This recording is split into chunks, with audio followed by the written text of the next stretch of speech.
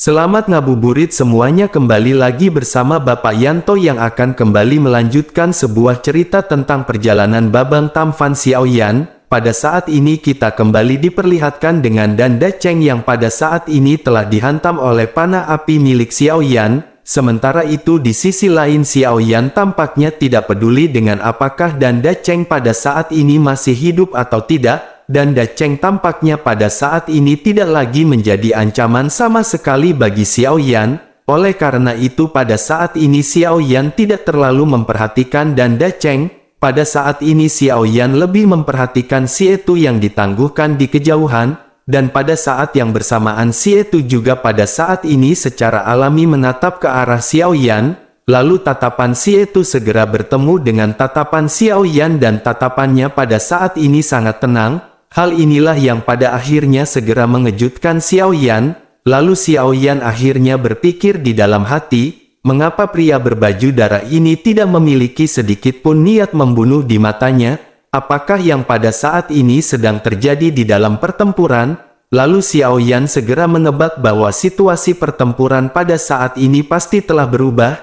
Xiaoyan juga pada saat ini tidak tahu bahwa sosok Si Etu ini adalah orang dari aliansi bayangan. Di dalam kebingungan ini Xiaoyan segera menoleh untuk menatap ke arah Zhen Zongfu dan Guiyin. Xiaoyan segera menemukan bahwa keduanya pada saat ini sedang berbicara dan tidak lagi berkelahi. Xiaoyan juga melirik para pembunuh dari aliansi bayangan dan menemukan bahwa mereka pada saat ini benar-benar menyerang Pil Palace. Xiaoyan pada akhirnya kembali bertanya-tanya bagaimana mungkin bisa aliansi bayangan menyerang Pil Palace. Bukankah sebelumnya mereka telah datang untuk membantu Pil Palace? Akan tetapi mengapa pada saat ini mereka benar-benar menyerang Pil Palace di dalam pertempuran?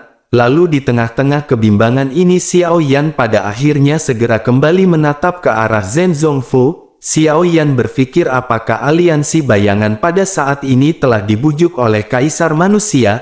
Lalu di tengah-tengah pemikiran Xiaoyan yang membingungkan ini untuk sementara waktu Xiaoyan pada saat ini segera menatap ke arah pertempuran. Kemudian Xiaoyan menatap ke arah leluhur tua dari Pil Palace. Xiaoyan menyadari bahwa iblis berbaju besi yang pada saat ini dilihat Xiaoyan telah dipanggil oleh leluhur tua Pil Palace. Xiaoyan juga pada saat ini bisa melihat tatapan marah yang terpancar dari mata leluhur Pil Palace. Tentu saja dirinya telah melihat Danda Cheng yang pada saat sebelumnya telah dipukul mundur oleh Xiaoyan.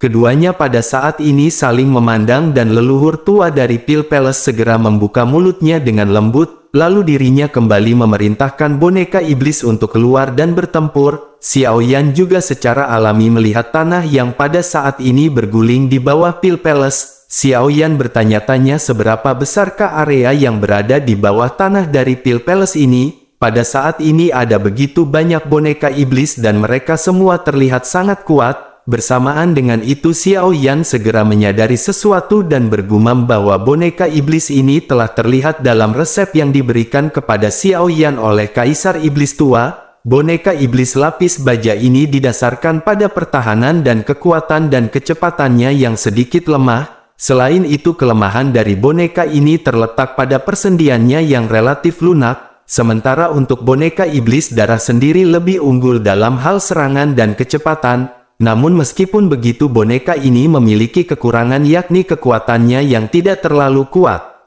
Namun beruntung Xiaoyan pada saat ini tidak melihat keberadaan dari Raja Boneka Iblis. Dikatakan sang raja ini dimurnikan oleh darah naga dan mustahil untuk dilakukan. Lalu persyaratan dari pemurnian ini terlalu tinggi. Oleh karena itu tidak peduli seberapa kuat Pil Palace, tidak mungkin bagi mereka untuk menemukan darah naga demi menyempurnakan boneka ini. Dan tampaknya pada saat ini boneka yang baru saja dikeluarkan oleh Pil Palace merupakan kartu truf terakhir mereka. Xiaoyan benar-benar tidak menyangka bahwa Pil Palace benar-benar memiliki kekuatan yang seperti ini. Pil Palace dapat dikatakan benar-benar membangkitkan orang yang telah mati dan ini mengingatkan kepada mantan musuhnya yakni Hall of Soul. Hal ini benar-benar melanggar sifat kemanusiaan dan ini benar-benar memuaskan bagi Xiaoyan. Sementara itu di sisi lain pada saat ini leluhur Pil Palace telah membuka mulutnya dengan ringan. Kemudian dirinya memerintahkan sesosok tubuh yang baru saja muncul di tanah untuk bertempur. Seluruh tubuh dari boneka ini berwarna merah darah termasuk juga dengan matanya yang berwarna merah cerah. Boneka ini memiliki otot yang kuat dan bentuk tubuh serta ukurannya seperti orang normal biasanya. Namun pada saat ini aura dari boneka tersebut yang dipancarkan memiliki fluktuasi yang berada di tahap puncak bintang 8 Dodi. Melihat hal tersebut Xiao Yan pun bergumam meskipun boneka tersebut memiliki kekuatan di tahap bintang 8 Dodi, akan tetapi itu tetaplah boneka. Xiao Yan pun penuh niat membunuh dan segera mengendurkan tangan kirinya. Busur suci pada saat ini berubah menjadi roh hantu dan membentuk bola cahaya yang terbang ke tengah alis Xiao Yan. Lalu mata gelap Xiao Yan pada saat ini kembali digantikan oleh api seolah-olah Xiao Yan mengandung semua api yang berada di benua. Kemudian Xiao Yan pun menatap ke arah boneka iblis darah yang merupakan puncak bintang 8 Dodi dan Xiao Yan tidak memiliki rasa takut sedikit pun. Lalu boneka ini pun segera melesat ke arah Xiao Yan setelah menerima perintah dari leluhur tua Pil Palace, dan begitu sosoknya bergerak pada saat ini dirinya meninggalkan sosok bayangan dan ketika sosoknya muncul dirinya telah berada di hadapan Xiao Yan, lalu tinju kanan dari boneka iblis darah ini segera tersentak dan semua otot di tubuhnya menunjukkan keadaan tegang. Kemudian dirinya mengayunkan tinju kanannya dengan keras ke arah Xiao Yan dan pada saat ini energi yang dipenuhi kekerasan segera melonjak, lalu kekuatan besar segera menyebar ke sekitarnya seperti badai yang ditimbulkan oleh ombak, kemudian tempat dengan kekuatan terbesar persis di mana Xiao Yan berada dan Xiao Yan benar-benar menerima pukulan keras ini. Namun pada saat benturan terjadi pada saat ini sosok Xiao Yan tiba-tiba menghilang. Lalu saat berikutnya sosok Xiao Yan muncul dirinya sudah berada di atas kepala dari boneka iblis darah. Xiao Yan bergumam tidak peduli seberapa cepatnya sosok tersebut tetap saja dirinya adalah seonggok boneka. Setelah mengucapkan hal tersebut pada saat ini di telapak tangan Xiao Yan teratai api surgawi berukuran sekitar 30 meter segera melonjak. Lalu Xiao Yan mengangkat tangannya ke depan dan teratai api surgawi segera membanting ke arah iblis darah. Tidak peduli seberapa cepat boneka iblis darah ini menghindar, dan pada saat ini benar-benar sudah terlambat baginya, lalu ledakan energi besar segera menyelimuti boneka darah sepenuhnya dan api surgawi tidak berujung menelan segala sesuatu di sekitarnya. Kemudian energi dari ledakan api ini segera membuat medan perang bergemuruh lagi, lalu energi ini sangat merusak sehingga energi ini menyapu segala sesuatu di sekitarnya menjadi reruntuhan. Kemudian awan di langit juga terbakar dan api pada saat ini benar-benar melonjak ke segala arah. Tentu saja semua orang pada saat ini benar-benar terkejut dengan teknik penghancuran yang ditampilkan oleh Xiao Yan. Terlebih lagi tim dari kelompok Xiao Yan pada saat ini benar-benar tercengang. Apalagi mereka belum pernah melihat kedahsyatan dari serangan Xiao Yan yang baru saja ditampilkan. Melihat Xiao Yan yang pada saat ini benar-benar telah melesat pesat. Lalu kelompok Xiao Yan pada saat ini benar-benar ingin bekerja lebih keras di masa depan untuk mengikuti Xiao Yan, dan pada akhirnya melihat Xiao Yan yang bersemangat semua orang di tim Xiao Yan juga ikut terbakar semangat. Kelompok Xiao Yan yang pada saat ini telah pulih segera memutuskan untuk ikut pertempuran. Sementara itu di sisi lain setelah Xiao Yan menyadari Tao, maka teratai api surgawi yang ditampilkan oleh Xiao Yan kembali berubah. Akan teratai api surgawi pada saat ini memiliki semacam kehancuran yang belum pernah muncul sebelumnya. Kekuatan kehancuran ini bahkan lebih kuat dan Xiao Yan juga bahkan merasa dirinya bisa mengontrol lokasi dari ledakan. Kemudian jangkauan dari ledakan api surgawi ini lebih halus dan semua ini adalah peningkatan setelah pencerahan Xiao Yan. Pada saat ini Xiao Yan benar-benar dapat dikatakan seolah-olah memberitahu dunia bahwa Xiao Yan adalah penguasa 10.000 api.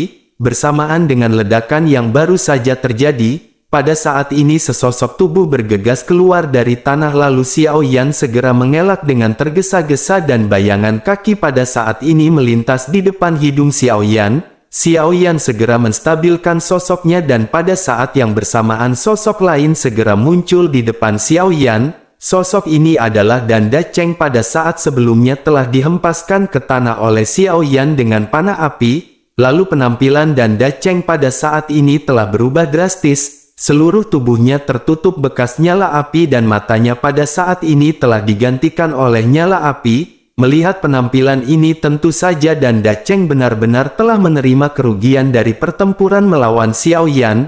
Dengan sangat marah Dan Dacheng pada saat ini mengeluarkan teknik api keberuntungan 6 Ki tahap ke-6. Mengikuti pembukaan Dan Dacheng pada saat ini dirinya pun segera mengayunkan telapak tangannya.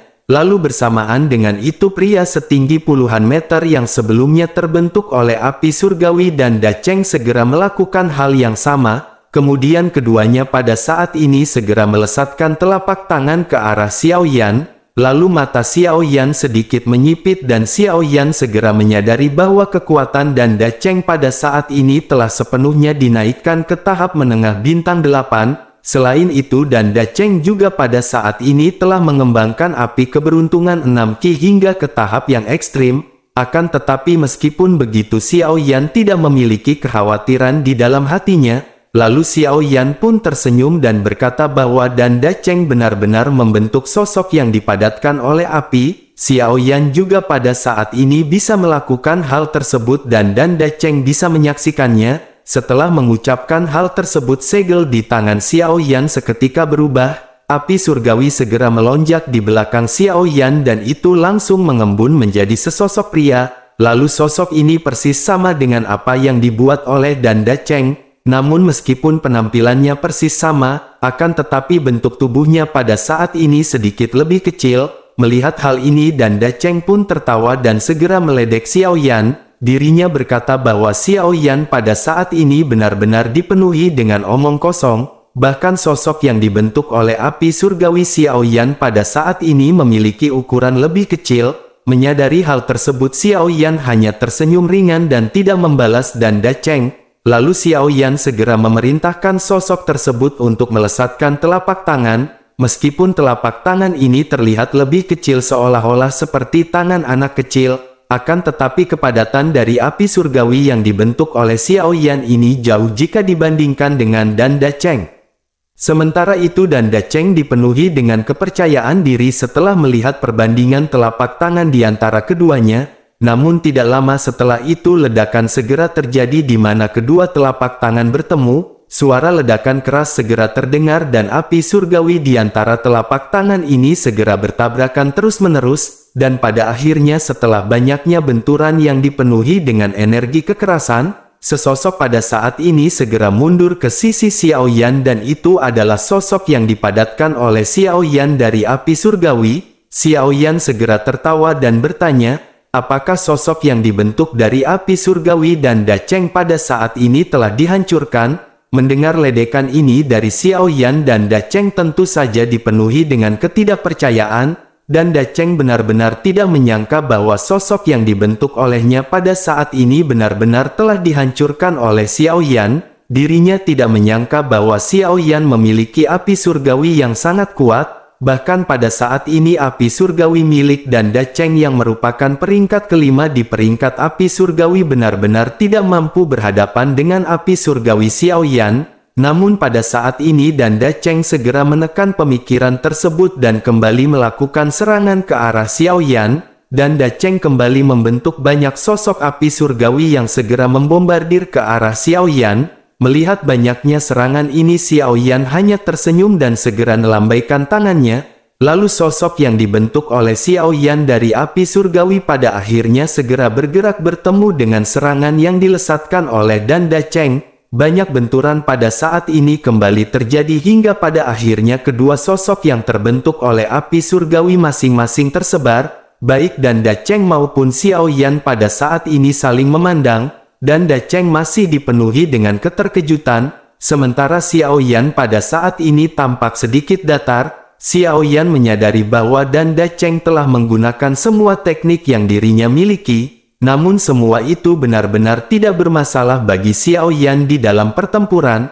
Yang Xiao Yan ditakutkan pada saat ini adalah kekuatan spiritual dari Dan Dacheng. Xiao Yan pada saat ini tidak mengetahui kekuatan Dan Dacheng dan yang dirinya tahu hanyalah bahwa Dan Dacheng memiliki kekuatan spiritual yang lebih kuat jika dibandingkan dengan Xiao Yan. Sementara itu di sisi lain pada saat ini Dan Dacheng benar-benar putus asa. Rupanya apa yang dipikirkan dan ditakutkan oleh Xiao Yan pada saat ini benar-benar berada di benak Dan Dacheng. Pada akhirnya dirinya segera bergumam ketika dirinya mengeluarkan teknik pertarungan spiritual penyerapan jiwa. Dan Dacheng pada saat ini mencoba yang terbaik untuk menampilkan keterampilan bertarung spiritual miliknya. Lalu energi yang tidak terlihat pada saat ini segera menyebar ke arah Xiao Yan. Xiao Yan seketika merasa jiwanya dalam kekacauan dan di mata Xiao Yan pada saat ini ada dua hantu ganas yang mengulurkan cakar tajam mereka. Bersamaan dengan itu rasa sakit seketika menyebar ke kedalaman jiwa Xiao Yan seolah-olah dua hantu ini merobek jiwa Xiao Yan. Dan apa yang dikhawatirkan oleh Xiao Yan pada saat ini benar-benar terjadi dan Xiao Yan hanya bisa menggertakkan giginya. Bersamaan dengan itu api surgawi yang dibentuk oleh Xiao Yan juga pada saat ini segera memudar. Xiao Yan pada saat ini benar-benar merasakan kesakitan dan pandangan Xiao Yan benar-benar kabur. Lalu di tengah-tengah Xiao Yan yang dapat dikatakan setengah sadar, pada saat ini telapak tangan dari boneka iblis darah segera melesat ke arah Xiao Yan. Lalu jiwa Xiao Yan pada saat ini benar-benar telah diserang oleh teknik penyerapan jiwa milik Dan Dacheng dan ditambah dengan telapak tangan dari boneka iblis darah. Jika Xiao Yan terkena serangan ini Xiao Yan akan terluka parah meskipun Xiao Yan tidak menderita kematian. Melihat hal ini di sisi lain pada saat ini Zhen Zongfu dan Guiyin benar-benar terkejut. Guiyin pada akhirnya segera berteriak memerintahkan seseorang untuk mencegah boneka iblis darah. Mendengar teriakan dari Guiyin ini Xietu pun buru-buru menanggapi dan sosoknya pada saat ini segera melesat. Lalu Xietu bergegas dengan kecepatan maksimalnya, akan tetapi pada saat ini kecepatan dari si boneka benar-benar lebih cepat. Menyadari hal tersebut Xietu pun segera melesatkan pedangnya untuk berhadapan dengan si boneka. Pada akhirnya pedang ini pun segera menembus dada si boneka dan berhasil menghentikan pergerakannya. Xietu pada saat ini merasa lega karena serangannya telah melukai boneka iblis darah. Akan tetapi perasaan lega ini seketika berubah menjadi keterkejutan. Xietu melihat boneka iblis darah yang pada saat ini mencabut pedang dari dadanya dan kembali melesatkannya ke arah Xietu. Setelah itu boneka ini pun kembali menoleh ke arah Xiao Yan dan segera melanjutkan serangannya. Xietu pada saat ini benar-benar terkejut karena boneka ini benar-benar tidak mati bahkan setelah jantungnya ditembus oleh pedang miliknya. Dan pada akhirnya Xietu pun kembali melesat untuk berhadapan dengan si boneka. Xietu menyadari bahwa pada saat ini si boneka telah kehilangan banyak kekuatannya akibat ledakan teratai api sebelumnya dari Xiao Yan. Terlebih lagi dirinya juga telah tertembus oleh pedang milik Xietu. Oleh karena itu kecepatannya pada saat ini telah cukup berkurang dan Xietu pada akhirnya segera berhadapan dengan si boneka. Xietu segera melambaikan pedang miliknya dan pada saat ini dengan seluruh kekuatannya segera menebas ke arah boneka iblis darah. Dan dalam sekejap mata pada saat ini boneka iblis darah benar-benar telah terpotong menjadi dua bagian oleh Xietu. Melihat hal ini tentu saja Dan Dacheng di sisi lain pada saat ini terkejut. Dirinya segera berkata kepada Xietu bahwa Xietu benar-benar berani menyerang kelompoknya sendiri. Dan Dacheng pada saat ini dipenuhi ketidakpercayaan melihat Xietu yang pada saat ini benar-benar membelot. Namun Dan Dacheng pada saat ini memahami sifat dari Xietu dan dirinya pada saat ini segera membuat kesepakatan. Dirinya meminta Xietu untuk membantunya membunuh Xiao Yan dengan cepat. Tidak peduli kondisi apa yang ditawarkan oleh Xiao Mansion kepada Xietu. Dan Dacheng akan memberikannya kepada Xietu dengan harga 5 kali lipat. Selama Xietu membantu membunuh Xiao Yan maka Dan Dacheng akan memberikan apapun kepada Xietu. Mendengar hal ini Xietu tentu saja merasa sangat bersalah di dalam hatinya. Akan tetapi pada saat ini Guiyin benar-benar telah memberikan perintah dan Xietu tidak bisa menolaknya. Oleh karena itu Xietu pada saat ini hanya bisa menggelengkan kepalanya ke arah Dan Dacheng. Melihat hal ini Dan Dacheng pun seketika meraung seperti guntur dan secara alami hal itu sampai ke telinga dari Zhen Zongfu dan Guiyin. Dan Dacheng berkata bahwa dirinya tidak menyangka aliansi bayangan menjadi sangat bajingan seperti ini. dirinya telah berjanji mengorbankan api keberuntungan 6 ki miliknya hanya untuk satu kemenangan. Bukankah dengan begitu aliansi bayangan benar-benar sosok yang tidak dapat dipercaya? Mengapa pada saat ini aliansi bayangan benar-benar berkhianat kepada Pil Palace? Menanggapi hal tersebut, Guiyin pun segera berkata kepada Danda Cheng. Dirinya berkata bahwa mereka benar-benar tidak memiliki alasan dan mereka tidak membutuhkan api keberuntungan 6 ki milik Danda Cheng. Mendengar hal tersebut, Danda Cheng kembali menjadi semakin marah.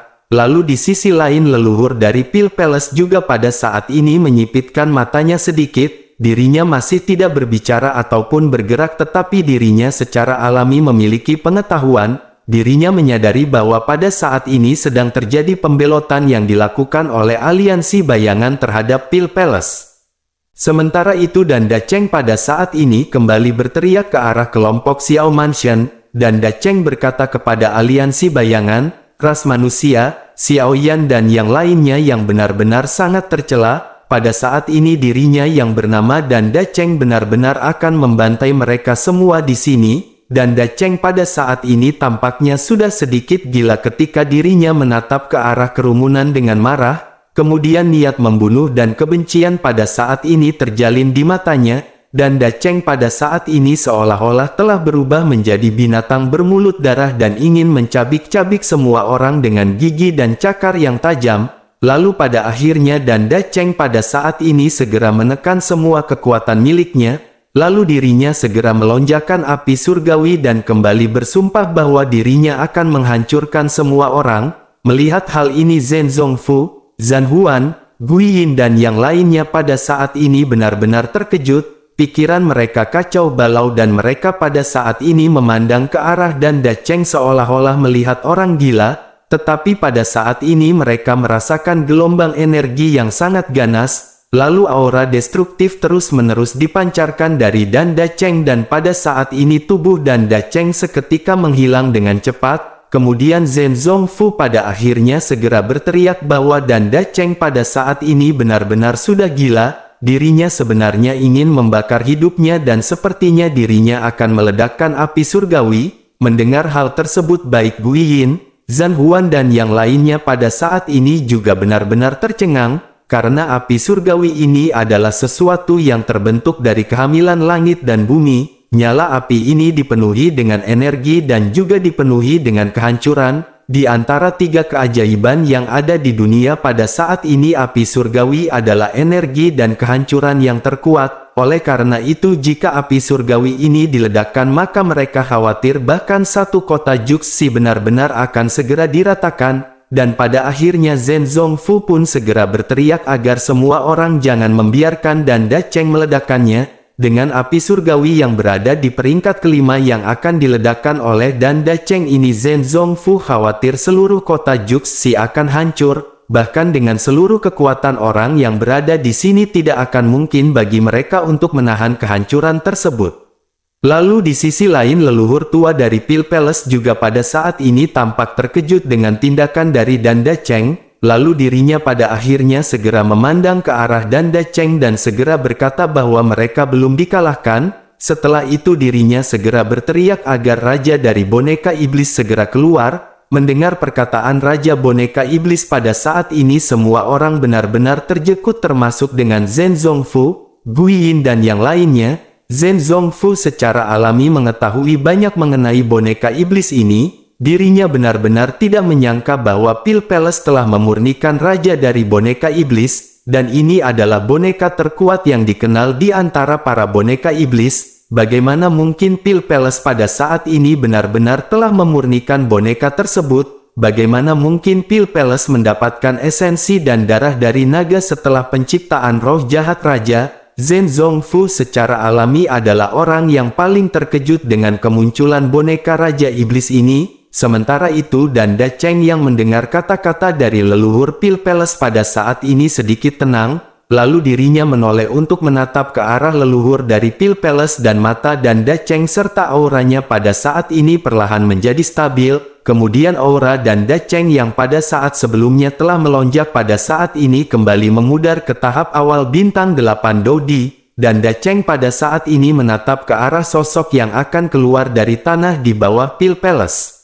Pada saat ini ada banyak sosok yang segera muncul dan ini adalah sosok yang dipanggil adalah oleh leluhur tua Pil Palace. Bersamaan dengan itu pada saat ini juga ada keributan yang terus-menerus terjadi di medan perang. Lalu para prajurit yang bergabung dengan Xiao Mansion pada saat ini merasa terkejut. Mereka menemukan tanda yang sama dengan tanda yang mereka miliki dan mereka menyadari bahwa itu adalah anggota klan mereka. Menyadari hal ini tentu saja mereka benar-benar sangat marah. Mereka sangat jijik dengan apa yang ditampilkan oleh Pil Palace karena mereka benar-benar menahan jiwa dari kerabat mereka. Oleh karena itu pada saat ini semua orang benar-benar merasa marah. Lalu niat membunuh pada saat ini benar-benar melonjak di antara banyak prajurit dari kelompok Xiao Mansion. Bersamaan dengan kemarahan semua orang. Pada saat ini seberkas cahaya segera muncul setelah ledakan terjadi di bawah tanah Xiao Mansion. Kemudian sesosok berwarna darah segera melayang di udara dengan matanya yang bersinar berwarna hijau. Zhen Zongfu pun memandangi sosok berdarah yang berada di langit ini dengan takjub. Kemudian ekspresi keterkejutan kembali melonjak di matanya dan dirinya berguguman bahwa aura ini lebih kuat dari mereka. Lalu aura ini benar-benar melampaui puncak bintang 8 dan mungkinkah iblis raja ini benar-benar mencapai bintang 9? Menanggapi hal tersebut Gui Yin juga pada saat ini segera mulai berbicara perlahan. Gui Yin berkata bahwa sosok ini sepertinya sulit untuk dihadapi. Apakah yang pada saat ini direncanakan oleh Pil Palace ketika dirinya memurnikan Raja Boneka Iblis yang begitu kuat? Gui Yin pada saat ini benar-benar khawatir bahwa tujuan dari Pil Palace ini adalah untuk berdiri dan menguasai ketiga ras. Lalu di sisi lain Zhen Bufan dan tetua keempat King Yuan Tian juga pada saat ini berhenti berkelahi berhadapan dengan Yin Xie dan King Ying.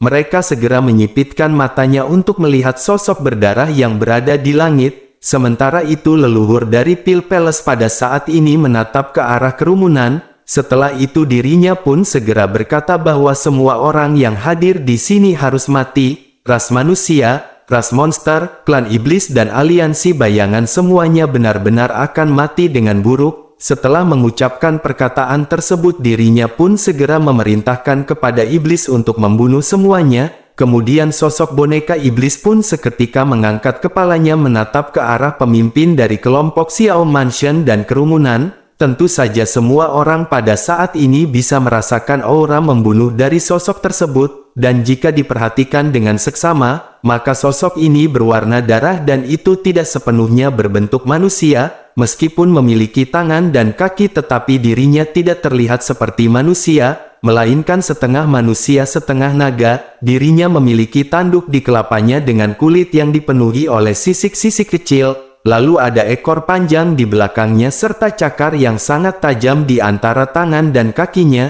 Kemudian wajahnya seperti naga dengan mulut yang panjang dipenuhi dengan gigi tajam. Lalu penampilan dari Raja Boneka Iblis ini benar-benar membuat semua orang seketika cemas. Sementara itu di sisi lain pada saat ini leluhur tua dari Pil Palace hanya menatap datar ke arah kerumunan.